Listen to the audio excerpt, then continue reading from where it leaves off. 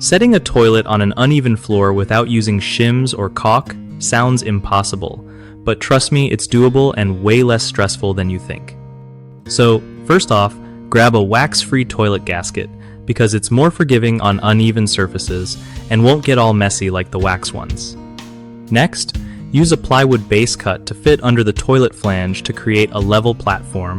Just make sure the plywood is sturdy and doesn't wobble. When you bolt down the toilet, tighten the bolts super slowly and evenly so the toilet doesn't rock or crack.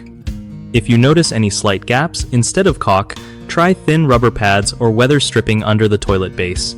They act like mini cushions and keep things snug. Also, double check the flange height. If it's too low compared to the floor, you can get an adjustable flange extender that raises it up to level. Another trick is to use self-leveling compound on the floor area under the toilet before installing anything. That stuff fills in dips and dries hard. Don't forget to test flush a couple of times before sealing anything to catch leaks early. Lastly, keep all your tools close, like a wrench, level, and gloves, so you don't have to scramble mid-job.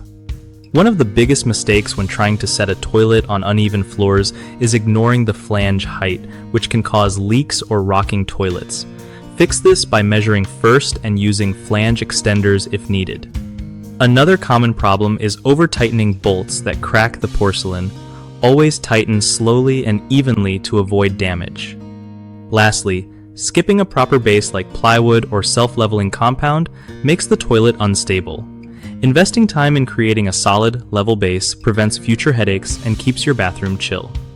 BigHomeProjects.com helps homeowners find trusted local contractors who really know their stuff, making projects like this way easier to handle.